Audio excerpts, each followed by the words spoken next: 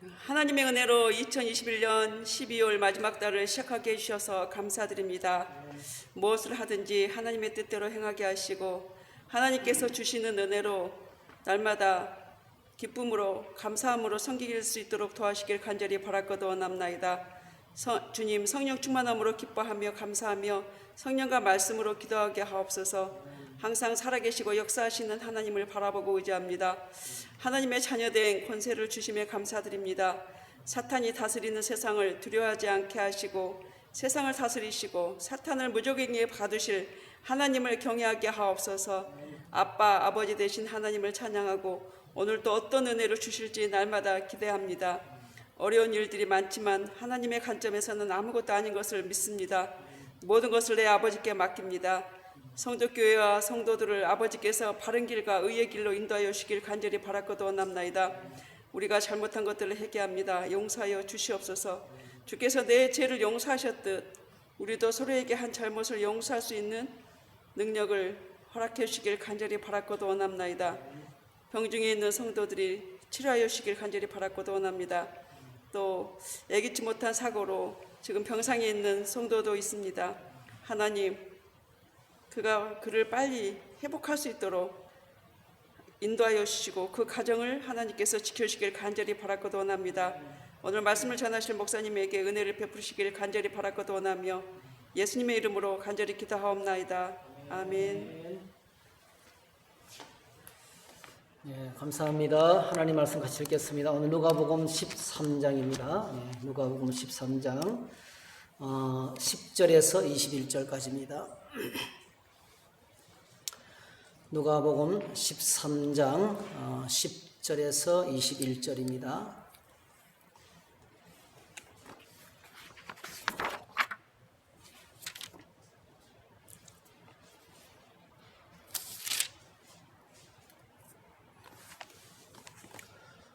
네, 같이 읽으시겠습니다. 예수께서 안식일에 한 회당에서 가르치실 때에 18해 동안이나 귀신 들려 앓으며 꼬부라져 조금도 펴지 못하는 한 여자가 있더라. 예수께서 보시고 불러 이르시되 여자여 네가 네 병에서 놓였다 하시고 안수하시니 여자가 곧 펴고 하나님께 영광을 돌리는지라. 회당장이 예수께서 안식일에 병 고치는 것을 분내어 무리에게 이르되 일할 날이 엿새가 있으니 그동안에 와서 고침을 받을 것이요 안식일에는 하지 말 것이니라 하거늘 주께서 대답하여 이르시되 외식하는 자들아 너희가 각각 안식일에 자기의 소나 나귀를 외양간에서 풀어내어 이끌고 와서 물을 먹이지 아니하느냐. 그러면 18해 동안 사탄에게 매임받은 이 아브라함의 딸을 안식일에 이 매임에서 푸는 것이 합당하지 아니하냐. 예수께서 이 말씀을 하심에 모든 반대하는 자들은 부끄러워하고 온 무리는 그가 하시는 모든 영광스러운 일을 기뻐하니라. 그러므로 예수께서 이르시되 하나님의 나라가 무엇과 같을까? 내가 무엇으로 비교할까? 마치 사람이 자기 채소밭에 갖다 심은 겨자씨 한 알 같으니 자라나무가 되어 공중의 새들이 그 가지에 깃들였느니라. 또 이르시되 내가 하나님의 나라를 무엇으로 비교할까? 마치 여자가 가루 서말 속에 갖다 넣어 전부 부풀게 한 누룩과 같으니라 하셨더라. 아멘. 네, 오늘 이 말씀을 가지고 안식일에 해당해서 이런 제목으로 말씀을 생각하겠습니다. 잠시 기도하겠습니다. 하나님 찬양하며 기도하며 이제는 말씀을 함께 생각합니다. 주님, 저희들이 하나님 앞에 나와 있습니다. 하나님의 말씀을 들을 수 있는 길을 주시고 말씀을 통해서 우리의 삶을 돌아보게 하시고 또 하나님의 말씀을 붙들고 우리의 삶이 하나님의 아름다운 형상으로 빚어지게 도와주시고 하나님의 말씀을 붙들고 우리 인생의 모든 삶의 순간순간마다 악한 마귀의 사단을 물리치고 세상의 소리를 물리치고 말씀으로 승리하는 저희들이 다 되도록 도와주시옵소서. 이 시간에 주의 말씀을 묵상하며 이 말씀을 붙들고 기도의 자리로 나가기를 원합니다. 주께서 저희들을 견고하게 붙들어 주시고 우리의 마음 가운데 주의 성령을 부어 주시옵소서. 예수님의 이름으로 기도하옵나이다. 아멘. 신앙생활에서 아마 가장 중요한 말이 있다면 우선순위라는 말일 겁니다. 우선순위. 이 우선순위 프라이오리티라는 단어인데요. 사전적인 의미는 어떤 것을 먼저 하거나 어떤 것을 먼저 차지하거나 사용할 수 있는 차례나 위치 이렇게 우리가 잘 알고 있는 지극히 상식적인 선에서 사전에 이렇게 의미를 내립니다.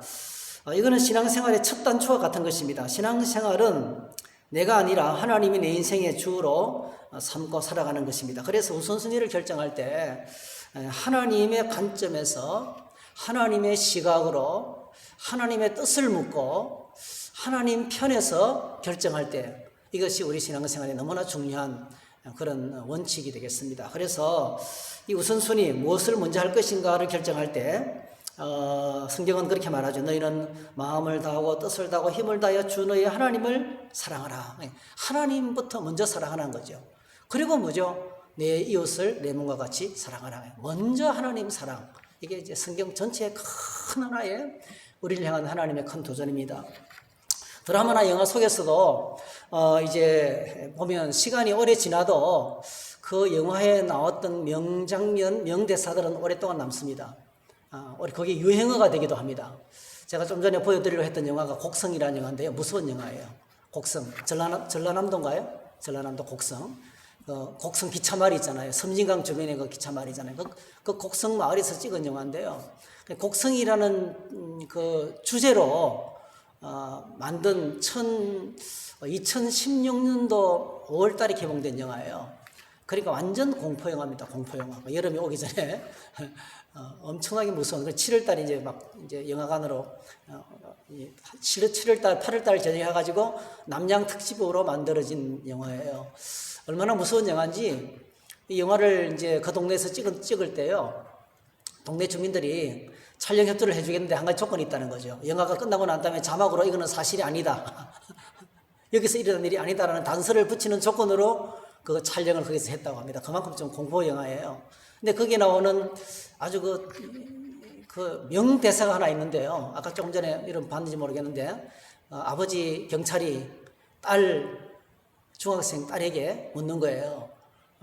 왜 네 신발이 일본 사람 집에 있니? 이렇게 추궁하면서 묻고 들어가는데요. 이 딸이 일어나면서 계속 아버지에게 던지는 말이요. 무엇이 정한디? 무엇이 중한딤? 무엇이 중한단 말인가? 이러면서 있잖아요. 나중에는 괴성을 지르고 아버지의 면전이 되고 엄청난 소리를 지르면서 그러니까 신들렸죠. 신이 들려서 터져나오는 말이 명대사예요. 그래서 이 영화가 있고 난 다음부터 코미디 프로그램, 그 다음에 여러분 트로트에도 무엇이 중한디라는 노래가 있죠. 무엇이 중한지 누가 불렀어요? 임성웅인가 누가 불렀어요? 막 유행어가 됐어요. 유행어가. 그러니까 그 영화에 무엇이 중한디라는 그 단어가 사실은 바로 뭡니까? 우리의 삶에서 무엇이 우선순위가 되어야 되나 하는 그런 말이겠죠. 워낙 사회가 복잡하고 어렵다 보니까 대부분의 많은 사람들은 우선순위를 잃어버리고 살 때가 참 많이 있어요. 정말 중요한 걸 놓치고 먼저 해야 될 것을 놓치고 그리고 시간이 지나고 난 다음에 후회하는 그런 일들이 참 많이 있는데 이제 이 바쁜 현대 사회 가운데서 무엇이 중요한 것인지를 놓치고 살았는데 이 곡성이라는 영화를 통해 가지고 그 중요한 메시지를 찌른 거예요. 이 영화는 사실 결말도 없어요. 누가 범인인지도 몰라요. 살인사건이 계속 일어나는데. 그래서 이런 거 보고, 이제 이런 엔딩을 보고, 해피 엔딩도 아니고, 그 다음에 또, 비극 영화도 아니고, 그러니까, 대답을, 이 영화에 나오는 모든 내용의 대답을 관객들에게 맡기고 끝나는 거예요. 오픈된, 열려있는 그런 영화인데요. 이 영화가 던지는 여러 가지 의미가 있는데 그 중에 하나가 이 어린아이 입에서 나오는 메시지, 무엇이 중한디 하는 아주 강력하게 이래 엎드려서 이렇게 뭐를 쓰고 있다가 아버지 가서 물으니까 이 아이가 이제 처음에는 나지막하게 무엇이 중한디요. 그러다가 이제 계속 있잖아요. 나중에 아버지 얼굴이 면전이 되고 막 완전히 발악을 하면서 그렇게 큰 소리를 치고 밖을 뛰쳐나가는 그 장면이 그 명대사입니다. 그래서 이 영화가 있고 난 다음부터 얼마나 사회에 무엇이 중한디 무엇이 중하단겨 이러면서 있잖아요. 이 영화가 이 말이 이제 유행을 했다고 하고 또 많은 노래들이 나왔습니다. 신앙생활에서 중요한 것도 우선순위인데요. 이 중요한 것이 무엇인지를 결정하는 기준은 나도 아니고 공동체도 아닙니다.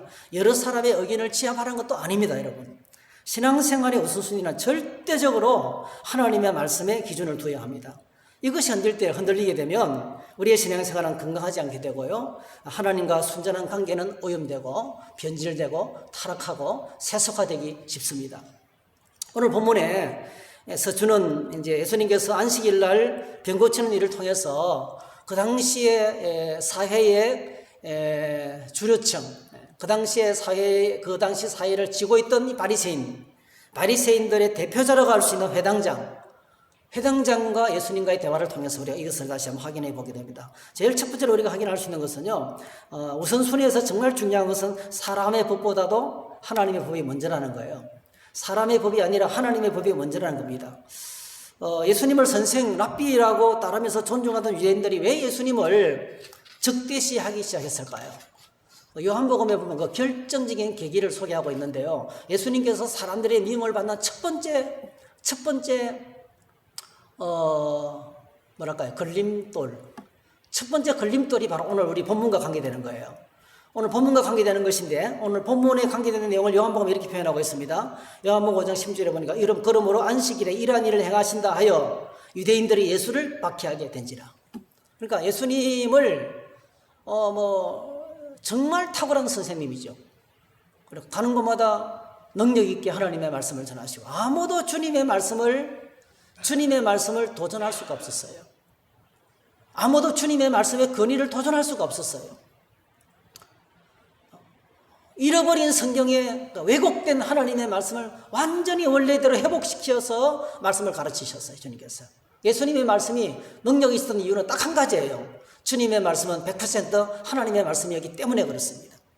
바리새인과 서기관들의 말씀이 왜 권위가 없었고 위로가 없었고 능력이 없었냐면요, 그들은 너무 지나치게 왜곡된 하나님의 말씀을 전했기 때문에 그렇습니다. 성경 자체가 힘이 있는 거예요. 성경은 죽은 자를 살리고 역사를 바꾸고 삶을 변화시켜 놓고 인생의 목적을 새롭게 하고 우리의 속에 있는 죄 문제를 처리하고 우리의 영원한 삶을 결정짓는 정말 권능의 하나님이세요. 하나님의 말씀이 천지를 만드셨고 그 하나님의 말씀대로 오늘 우주 만물은 심판을 받을 거예요. 근데 하나님의 말씀에서 너무 멀리 떨어져 버리기 때문에 중세시대의 암흑기처럼 예수님 당시에 유대인들도 그렇게 멀리 떠나갔어요. 근데 주님이 오셔서 하나님 말씀을 전했는데요. 특별히 이제 그 말씀을 전하시면서 유대인들과 부딪히는 제일 큰 이유 중에 하나가 안식일 규정을 어기는 것이었어요. 안식일 규정을 어기는 것은 그 당시 유대인들에게는요, 돌에 맞아 돌로 쳐 죽일 만큼 큰 죄였습니다. 안식일 규정을 어기면. 근데 그들이 만들어 놓은 안식일 규정은 성경적인 것이 아니고 사람이 만들어낸 전통이었어요. 성경은 안식일을 기억하여 거룩히 지키라. 엿새 동안 내 힘쓴 일을 못 해갈 것이요. 이 날은 거룩하게 구별해서 지키라고 했는데요. 이 말씀을 가지고 유대인 랍비들은 굉장히 세밀하게 안식일날 걸을 수 있는 발걸음수를 정했어요. 300보 이렇게. 안식일날 걸을 수 있는 발걸음수, 안식일날 들 수 있는 어떤 물건의 무게까지 다 정해놓고요. 예. 심한 경우는 지금도 유대인들은요, 엘리베이터 버튼을 못 눌러요. 안식일에는. 그래서 우리가 눌러주면 좋아했어요. 성주순례 갔을 때.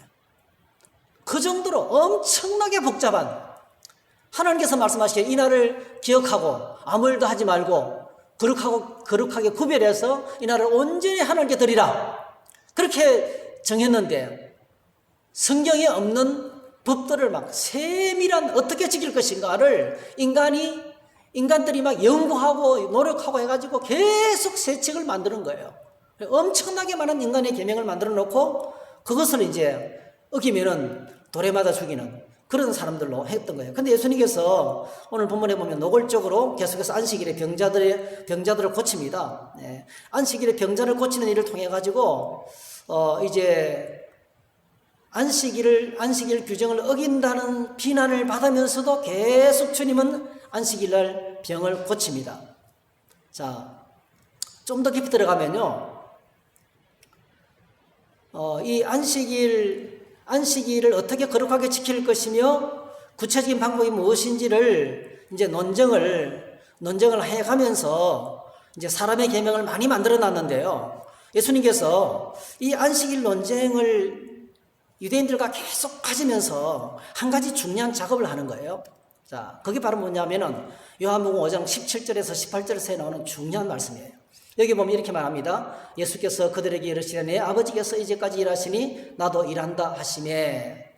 그러니까 안식일에 예수님께서 병 고치는 일을 하면서 누구 핑계, 이 모든 안식일에 일하는 모든 근거를 누구에게 돌립니까?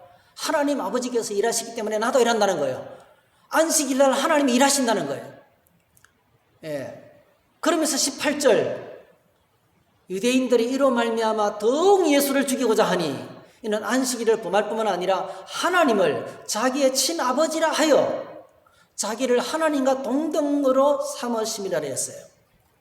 그리고 예수님께서 안식일날 병자를 고치시면서 병자를 고치시면서 사실은 어떤 사실을 드러냅니까? 자신이 하나님이시고 자신이 안식일의 주인이시고 안식일 법을 제정하신 그 하나님이시고 그리고 하나님이 일하시기 때문에 너 일한다 이러면서 하나님과 자신을 동등하다는 주장을 계속하고 계시는 거예요.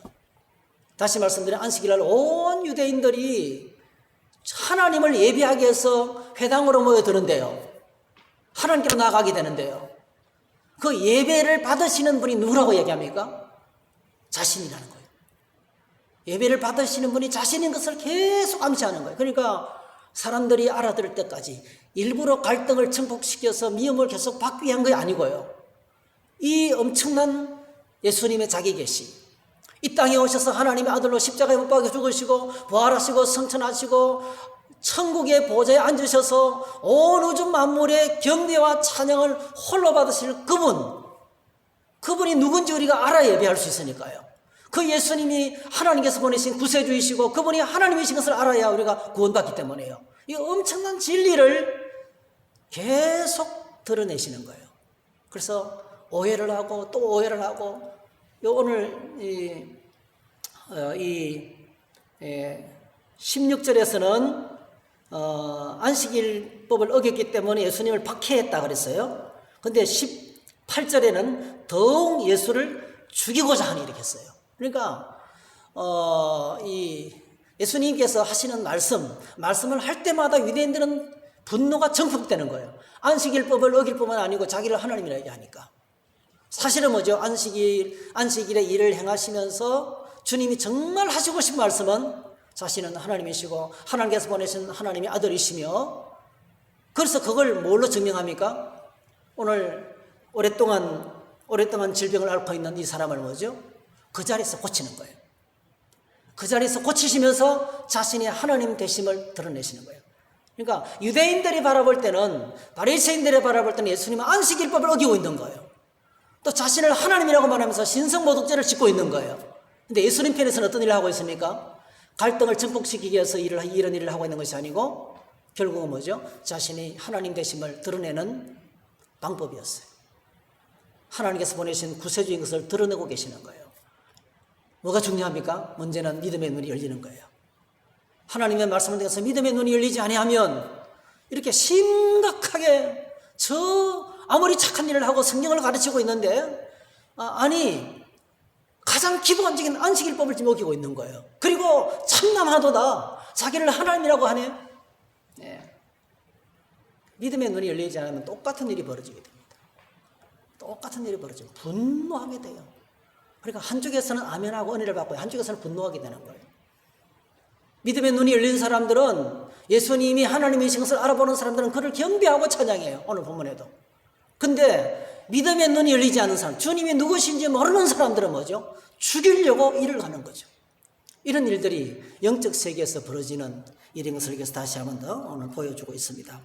그래서 예수님께서 안식일에 주인 되신 것을 계속 이야기하시면서 안식일을 병 고치는 사역을 감당하고 있는 것을 보게 됩니다.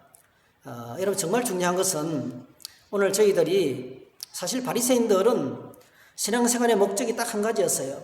이 존경받는 랍비의 가르침, 바리새인들은 자신들이 존경하던 랍비의 가르침을 정작 그들이 섬기고 따라야 할 하나님의 말씀보다 더 중요하게 생각했습니다. 바리새인들은요, 하나님의 말씀보다도 자기들의 말씀이 더 중요했던 거예요. 하나님의 말씀보다도 자기가 더 중요했어요.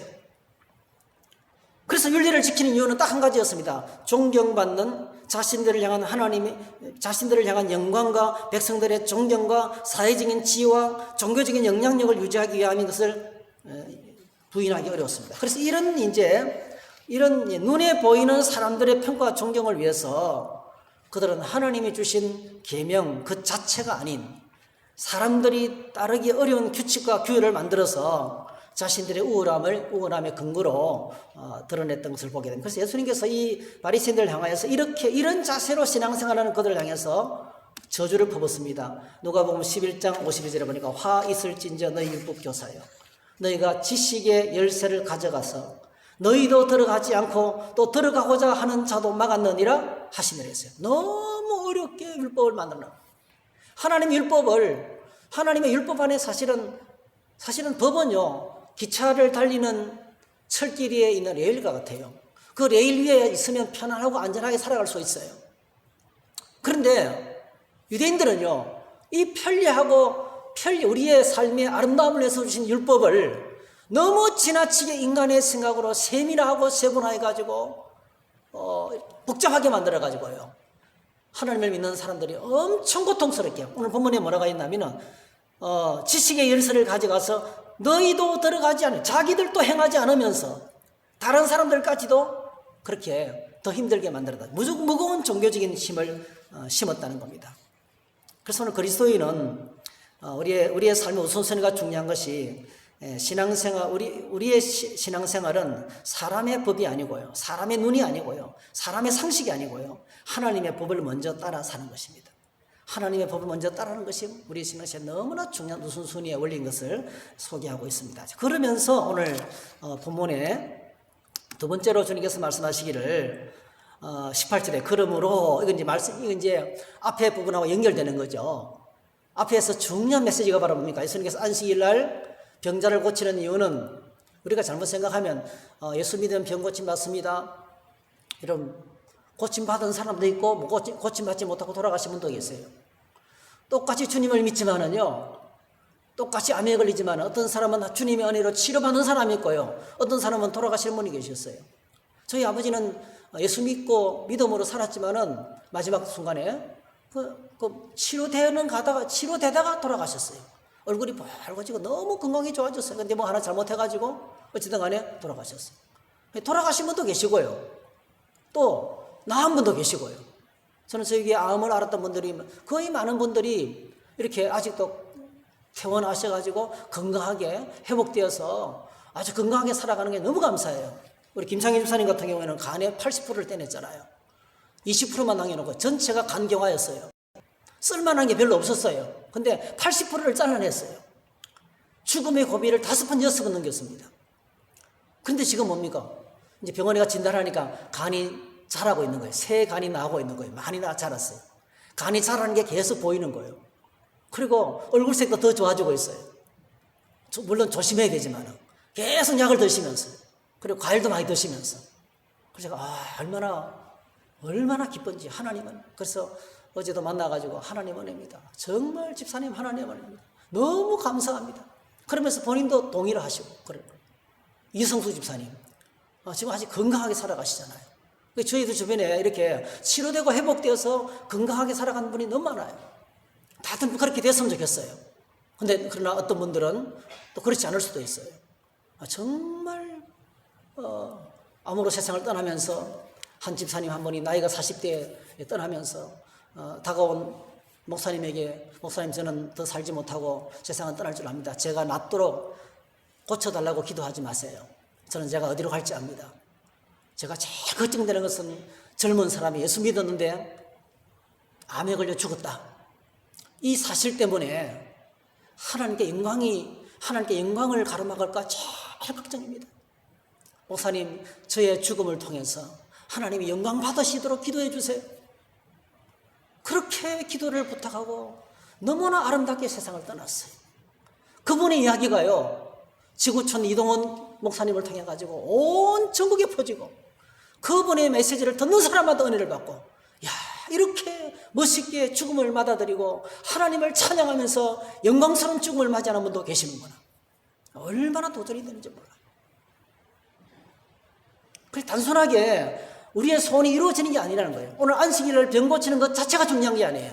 중요한 것은 이런저런 수많은 사건을 통해서 예수님이 하나님이 되시고, 예수님이 구원자가 되시고, 예수님께서 우리에게 영원한 생명을 주시고, 우리의 인생의 문제를 결정적으로 처리하시는 분이신 것을 믿고 확신하고 주님을 모셔드리고, 우리의 삶의 중심에 예수님을 모셔드리고, 모든 결정을 주님이 하시도록, 내 마음대로 결정하는 것이 아니고요, 주님께서 말씀 따라서 결정할 수 있도록 그렇게 살아간다면, 오늘 앞부분에서 했던 말씀이 두 번째 문단으로 연결되는 거예요. 18절, 그러므로 예수께서 이르시되 하나님의 나라가 무엇과 같을까? 그게 하나님 나라라는 거죠. 하나님 나라, 주님이 다스리시는 나라, 주님의 통치. 하나님의 나라가 어떻습니까? 예수님께서 두 가지 비유를 쓴대요. 채소밭에 갖다 심은 겨자씨 한 알, 또 21절, 여자가 가루 스말 속에 갖다 넣어 전부 불풀게 한 누룩. 가루 스말은요, 약 100명의 사람이 먹을 수 있는 빵이래요. 100명의 사람이 먹을 수 있는 빵 속에 들어가는 작은 누룩. 그 누룩을 넣고요, 하룻밤만 딱 지내놓고 나면 엄청나게 부풀어 있는 거예요. 그 맛있는 빵이 됩니다. 그것과 같다는 거예요. 이게 무슨 말씀이냐? 하나님의 나라는 너무나 처음에는 미약하고, 너무나 처음에 보잘것없고, 너무나 초라하고, 마치 질병에 걸려서 고통당하는 여인이 주님을 만나서 그 병이 치료되고, 그의 입술을 통해서 하나님을 증거하고 찬양하고 예배할 때 임하는 그 나라. 그래서 주님의 말씀을 붙들고 살아가는 미미한 존재는 하나님 나라의 위대한 사람이 됐다는 거죠. 너무나 초라하게 시작됐지만은 그 결과는 뭐죠? 엄청난 역사가 나타나는 거죠. 그래서 하나님 나라는, 예수님께서 하나님 나라를 설명하면서 하나님의 나라는 생명력이 있다. 하나님의 나라는 생명이 있는 나라다. 그러면서 하나님 나라를 이렇게 소개합니다. 누가복음 17장 21절에 또 여기 있다 저기 있다고도 못하리니 하나님의 나라는 너희 안에 있느니라. 하나님의 나라는 너희 안에 있느니라. 겨자씨 한 알이 땅 속에 뿌려졌던 것처럼, 누룩이 가루 소말 속에 들어가 있는 것처럼, 오늘 예수 믿는 저와 여러분들이 비록 초라하고 연약하다 할지라도 우리가 누룩이 되고 겨자씨앗이 돼서 세상 속에 심겨져서 하나님의 말씀을 붙들고 주님의 생명이 내 안에 역사하기 시작하면, 초라하고 부족한 저와 여러분을 통해서 위대한 하나님의 나라가 이 땅에 임한다는 거예요. 하나님의 엄청난 역사가 임한다는 거예요. 그래서 하나님 나라의 본질이 뭡니까? 딱 한 가지예요. 하나님 나라 본질, 모든 일을 결정할 때 예수님을 모시고 주님의 말씀의 법을 붙들고 주님의 통치 속에서 우리가 살아갈 때, 그때 뭐죠? 하나님 나라가 임하는데, 이렇게 살아가는 삶의 원칙이 바로 뭡니까? 우선순위, 신앙생활의 우선순위, 무엇이 중요한지를 먼저 알아차리고 따라가는 하나님의 사람들이라는 거죠. 그 중요한 것은 얼마나 많은 사람들이 모이나가 중요하지 않습니다. 소수의 사람이라 할지라도 얼마나 많은 사람이 신앙생활을 하면서 말씀 붙들고 내가 아니고 전통이 아니고 우리 생각이 아니고요, 다 내려놓고 인생의 주인을 예수님으로 모시고 내 삶의 주어가 예수님이 되어서 그 주님의 명령을 따라서 살아가는 사람들이 얼마가 되느냐, 이게 중요한 거죠. 그런 사람들이 모여있는 공동체가 진짜 교회고, 그런 사람들을 통해서 말씀 붙들고 주님의 통치 속에 살아가는 사람을 통해서 하나님은 하나님 나라를 세워간다. 그게 하나님 나라라는 거죠. 그래서 성경 전체의 가장 큰 주어가 하나님 나라잖아요. 하나님 나라 임했습니다. 하나님 나라 진행되고 있습니다. 하나님 나라 우리를 기다리고 있습니다. 그 영원한 하나님 나라의 백성으로 우리가 살아야 된다는 것입니다. 그래서 우선순위가 참 중요한데요, 오늘 저희들이 이 코로나 상황 속에서 무엇이 우선순위인지, 먼저 해야 될 것이 뭐가 더 중요한지 계속 질문을 던져요. 뭐가 더 중요한지, 이 상황 속에서 뭐가 더 중요한지를 먼저 결정을 내려야 되는 거예요. 중요한 것은 사람이 아니고, 여러분 어떤 사람입니까? 예수 그리스도 안에 있는 사람이에요. 사람이 중요하지만은, 사람이 먼저지만은 그냥 사람이 아니에요. 예수 그리스도 안에서 주님의 말씀 붙들고 주님의 통치 속에 있는 그 사람, 그 사람, 그런 사람들의 공동체가, 그런 사람들이 하나님 나라의 주인공으로 살아가게 된다는 것입니다. 신앙생활의 주인은 하나님이십니다. 나의 말보다 하나님의 말씀이 중요하고, 나의 소원보다도 하나님의 계획이 더 중요하고, 나의 야망보다도 하나님 주시는 비전이 더 중요하고, 나의 어떤 성취보다도 하나님 주시는 사명을 붙들고 살아가는 것이 더 중요합니다. 그렇기 때문에요, 신앙생활의 우선순위는 나의 기준과 판단이 아니고 하나님께서 정하신 기준을 따라가는 것이 언제나 최우선순위가 되어야 됩니다. 내가 주인된 인생으로부터 하나님께서 주인 되시는 인생으로 정말 옮겨졌는지를 체크해 봐야 돼요. 늘 저희들이 체크해 봐야 될 것이, 내가 정말 어느 편에 서 있는가, 하나님 편에 서 있는가, 아니면 사람 편에 서 있는가, 이걸 기억하셔야 되겠어요. 그래서 오늘 저희들이 하나님께서 주인공이 되시는 것을 우리가 낯설게 생각하지 말아야 됩니다. 우리의 삶에서 하나님이 우선순위가 되는 것을 이상하게 생각하지 말아야 됩니다. 하나님께서 우리의 삶의 진정한 주인공이 되실 때 우리는 우리가 스스로 만들 수 없는 그 엄청난 영광을 누리게 되고, 그 안에 위로가 있고, 그 안에 평안이 있고, 그 안에 하나님의 완전한 통치 가운데 행복이 있고, 즐거움이 있고, 기쁨이 있고, 세상에 줄 수 없는 엄청난 복이 그 속 안에 있습니다.